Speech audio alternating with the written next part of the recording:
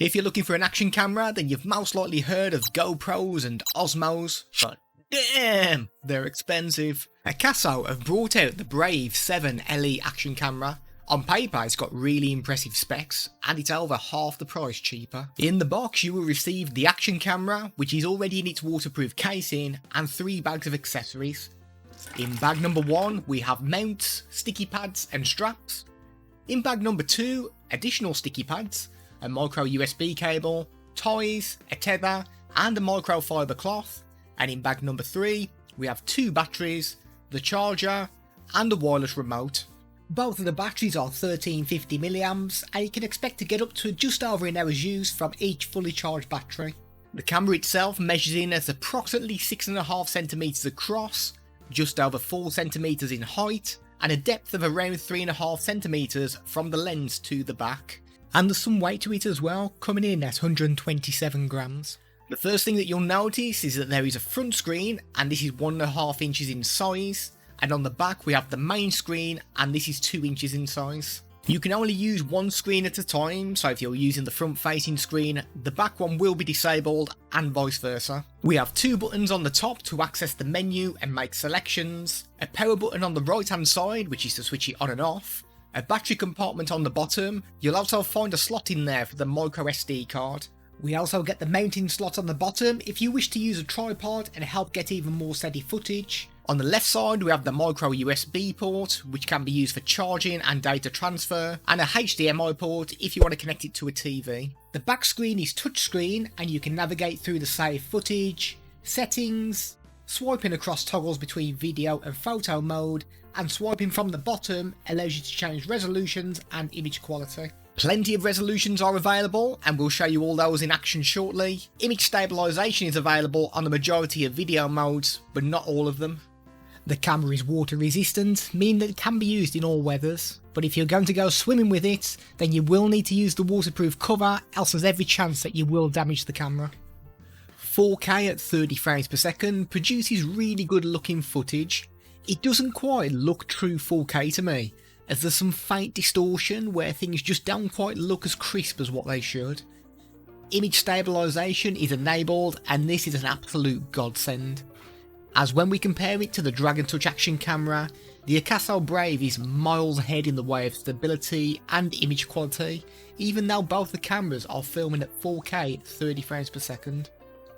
Comparing the Brave 7 to the EK 7000, which is another of Akaso's cameras, image stabilization is a must for this day and age to get better footage, and stabilization is not available on the EK 7000. You can only get 4K 25 frames per second on the EK 7000, but it is a much cheaper camera.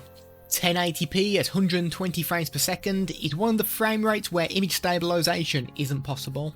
The image quality is a massive downgrade too. There's a lot of noise in the image, and I wouldn't even use this mode. 1080p at 60 frames per second allows image stabilization to be enabled, and this produces much better video than using the 120 frames per second mode. Once again, the image quality isn't great, but when you compare it to the Dragon Touch, it looks fantastic. The Dragon Touch struggles to pick up detail in the image, and it's pretty much useless, so the Akaso wins this battle by a long way. The EK 7000 produces a decent picture at 1080, but without that image stabilization, it's going to be very difficult to capture steady footage like you can with the Brave 7. 720p at 240 frames per second is another mode I wouldn't recommend using, as the image quality isn't great. It would be useful if you're looking at slowing down footage, but if the image quality isn't great to start off with, it's probably not going to be worth it. We tested out the image stabilization by going for a quick run.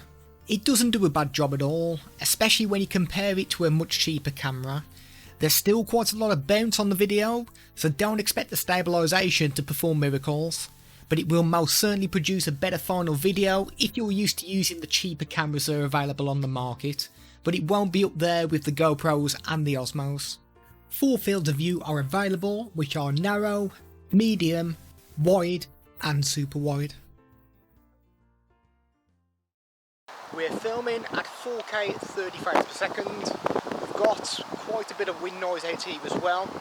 We've got it enabled in the settings for the wind reduction on the Akaso. We don't get that setting on the Dragon Touch action camera. We've still got image stabilization on as well. So the Akaso should do a much better job than the Dragon Touch. And when we get back and we process all this, this is the kind of audio you can expect coming from both of these cameras. We do have the front facing screen on the Akaso, which obviously we don't on the Dragon Touch, so it's a lot easier to monitor myself on this camera. If you are using the front screen on the Akaso camera, if you want to switch to the back screen, you have to stop recording as well. So if you're already recording, you can't flick between the two screens. You have to stop your recording first before you can switch screens over. This is another test using the inbuilt microphone on both the Akaso and the Dragon Touch action cameras. We've turned off the wind suppression. To be fair, the wind has died down a little bit as well now anyway. But this gives you an idea of what the quality of the microphone is like with and without that wind suppression enabled. We're currently filming in 1080p at 60 frames per second on both of the action cameras as well. We're using the front facing camera on the Akaso, so I can see that I'm in frame, probably completely out of frame on the Dragon Touch. Let's try knocking that over a little bit, because I think I am slightly out of frame.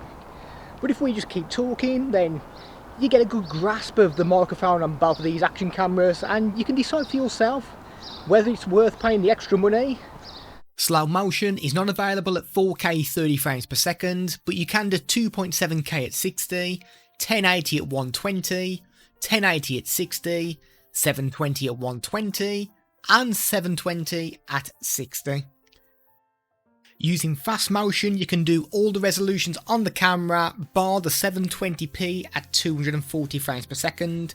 You can range from 2 speed all the way up to 15 speed. The underwater test didn't really bring great results. Both in 4K and 1080p, they weren't great. If anything, the 1080 looks slightly better than 4K. We do have a diving mode on the camera, which we have enabled now, and it's put some kind of weird red hue to the image, which if anything, makes it look worse. Taking photos produces good images. All the photos were taken at the highest resolution, which is 20 megapixels. Not quite on par with the latest mobile phone cameras, but for an action camera, they're good. Extra options are available when taking photos, which are burst mode, time-lapse, self-timer, and long exposure. The Akaso DV app can be installed on your mobile phone, and this allows you to control the Brave 7 by connecting to its wireless connection using the app. You can change various settings as you would on the camera itself. It also allows you to view what your camera can see straight onto your mobile phone screen. Would love to tell you how the remote strap works, but unfortunately it doesn't. I think the batteries need changing, but who's got time for that? So let's sum it up. There's some good and there's some bad.